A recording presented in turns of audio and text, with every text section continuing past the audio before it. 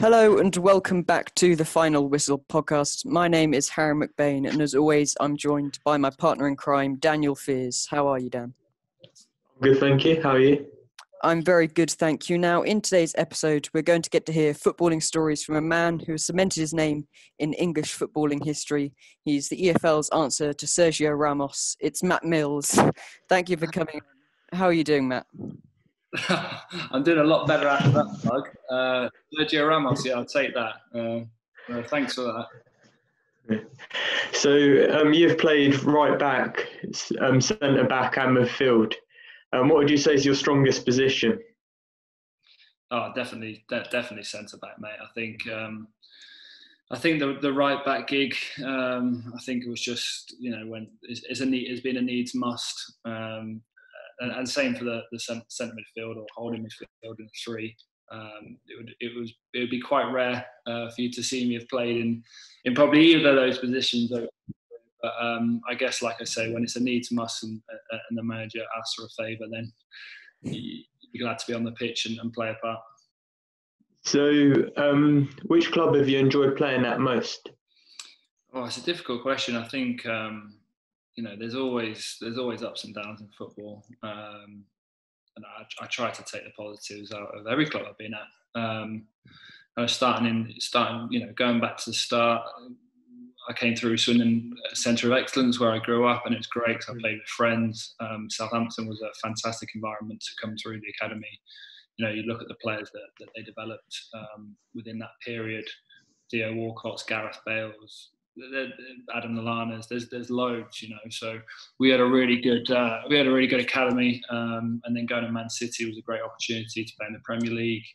Went to Doncaster and got promoted, which was great. Reading was fantastic. Unlucky not to get promoted at Wembley. Leicester was a good and bad experience, similar to Bolton, and then obviously going to Nottingham Forest, huge club. Really enjoyed my time there. Then went over to India to play for a year, and then done obviously doing a player coach role at Forest Green. So that's been like a bit of a whistle stop story of my career, but loads of positives along the way. Obviously, when you were at Forest, I think you were there one of the seasons when we just stayed up under Warburton. What was that like, the whole season's experience?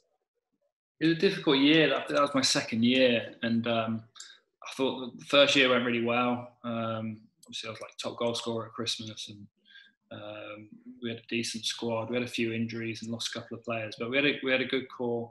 We had a decent manager, and Dougie Freeman. And then when he left, and obviously Philippe came in, Philippe Montagnier, it was just a really bad pre-season, and I think the team just really struggled under him. He was a bit clueless, to be honest, and we put ourselves in a bad position. And then obviously Mark had to come in, and we stayed up kind of on the last day. So not really where you want to be seeing Forest, and certainly not where I wanted to be spending my season at the bottom of the league. Now, you've recently announced your retirement from playing football. What does the future hold for you? Do you want to stay in the game as like a coach, or do you want to go into another profession? It's obviously last year doing the player coach role. It's good exposure to obviously see what it would be like to go into coaching. But no, I've taken the decision to completely walk away from football. I've got an opportunity within the family business. Too good to turn down, really. We place part-time strategic FDs into mid-tier businesses. So I guess in football terms, I would be like an agent for superstar finance directors. So I guess it's completely different to what I've been used to. So what was it like playing out in India? What was the difference between that and over here? It was a lot hotter, mate. It was really good. I was at a time in my career when I left Forest and I did a medical at Sunderland, and I went and trained at Wigan. I thought I'd probably play in the Championship for another couple of years, but with one thing or another, it didn't quite work out. So I took the opportunity to go over there, and I've mentioned previously it was good just to kind of step out pressure cooker, which is English football really. Training 40-degree kind of plus heat, sit by the pool in the afternoon, and just have a different lifestyle. So I was really pleased that I did it. With the fans, you say, as into the game as they are over here? It's different. It's different in the sense that in England, it's like if you lose, everybody wants to kill you and they hate you. And if you win, like you're walking on water. Whereas over there, I think they're more appreciative that people have come to the country and want to further the game. Win, lose or draw, they'll 100% support you and wish you well. So that was also really quite refreshing after, obviously, like I say, being in the pressure cooker of English football for so many years. Now, in FIFA 20, I don't know whether you're aware, you have 2-star skill moves as your rating. But there is a video I found on YouTube a few days ago from your time at Bolton. It showed you produce a very cheeky back heel pass. So do you think that you deserve some more skill move stars, or will you take 2? Depending on what my defensive capabilities are, I don't think 2 is too bad, is it, for a centre back? No. I did used to do a bit in training, and a few flicks and tricks come out in games, but I think the priority was always. And I know the clip you're alluding to, because Mahrez tried to close me down and I chopped it inside, didn't I? I've seen it myself, but few and far between. I think the tricks keep them to the flat players. Now, of course, when you were recently at Forest Green, you were with your brother, Joseph. What was it like playing in a squad with your brother? Yeah, it was great. He was captain, playing left back, our top goal scorer and top assist. So he was flying last year, and be interested to see where he ends up next year. I think there's a lot of people interested in him. But no, it was nice for the family to come and watch, my parents to come and watch us play. It's something that, again, I always wanted to do. I think I mentioned it on Soccer AM about 10 years ago that one day I wanted to play with my brother. So it was good to do that. I remember as I went, it was this just gone season down to one of the Forest Green matches. It was at home versus Salford. Yeah. And I remember I met you there. Very kindly gave me a shirt. It's the one thing I did take from going down to the League Two match, of course, very different to Forest, the fact that it's a lot closer to the pitch. When you were obviously playing in League Two in that season, did you feel that, closest to the fans because you can hear more of what they're actually saying? I think you're kind of in the zone really when you're playing. Even if you're warming up at Wembley or if you're warming up at the City Ground, you can hear what people are saying and stuff.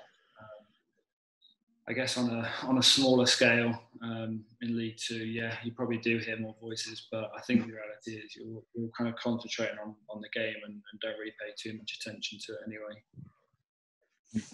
Now, we asked Matt before the recording to produce, or think about a five-a-side team of the best players or the kind of players he's played with.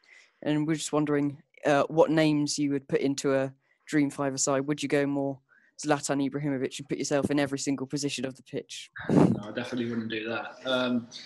I did my one playing against the other day, which I think is probably more impressive. I think I went Iker Casillas, Sergio Ramos, John Terry, Ronaldo. Who did I go? Kaká, maybe Fernando Torres, I think. Gerrard, I think, might have been in it.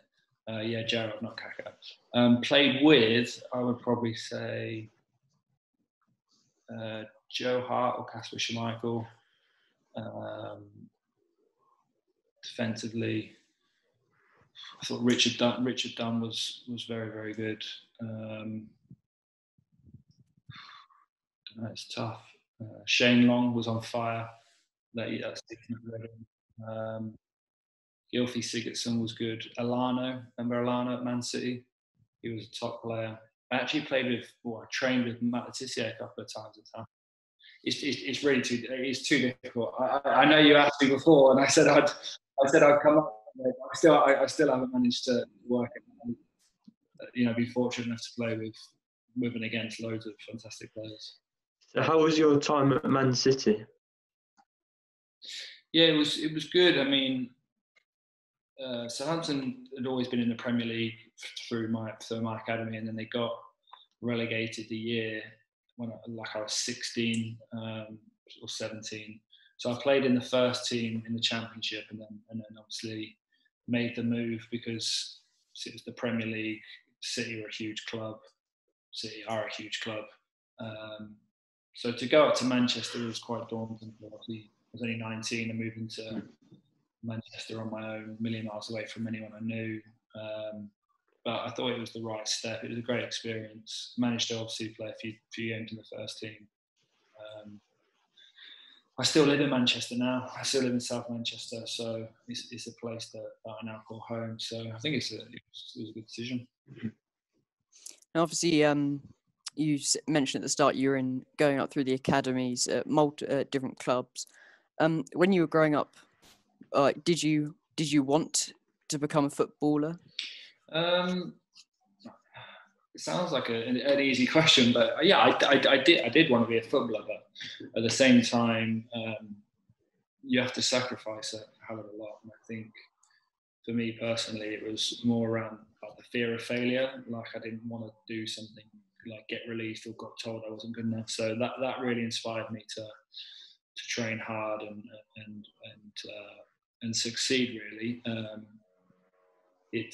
I don't think it's as simple as what people think. Like, oh, you just play football for a living. It must be great. There are good things about it.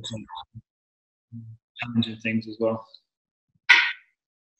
Now, as well as that, was there any footballing or any idols you looked up to when you were growing up? I remember watching Euro '96. Obviously, Gazza was big on the scene. David Beckham was huge, obviously, for anyone kind of my age. He was the player, wasn't he, that kind of came through. Was a little bit different in terms of all the off-field stuff as well, and obviously he was a great captain for England. So probably say Beckham, but I guess a lot of people my age would kind of lean towards him in terms of what he did for the country, for England. Yeah. Now, was there anyone that obviously there's many people you listed that you've played with and against. Is there anyone that you could, if you didn't want to offend anyone too badly, that you did not enjoy playing with? I enjoy playing with? No, not overly. Or even against anyone that was a bit troublesome? And against. I remember when I was really young and I went out on loan to Bournemouth and Dean Windass was playing for Bradford. He gave me two black eyes. John Carew was difficult to play against. Obviously 6'6", absolute powerhouse. He was tough to play against, but then you play against smaller flair players who kind of drop into spaces that are difficult to mark. And no, there's always challenges, but that's one of the things I love. It's kind of working out how to get the best over your opponent. So, who's your favourite player that you've played with? Favourite player, as in friendship or? Yeah, friendship. So a lad called Ben Hamer. He's a goalkeeper at Derby now. I can see you've got a Forest shirt on, so you're. It's not approved. Yeah, you're West Midlands. He actually needs signed for Forest. Actually, when I was there in the first year, you'll probably see that if you look it up online. But it didn't go through because of some paperwork in the club being in embargo. But yeah, he was best man at my wedding. Godfather to my daughter. Well, that's all we have time for today. Thank you so much, Matt, for coming on and sharing just a bit of an insight into your footballing career. Wish you all the best with your future outside of football. You're always welcome to come on if we need you to slag off Derby for us. I'd also like to thank everyone for listening. It's goodbye from me. And goodbye from me. Thank you for listening. That was The Final Whistle.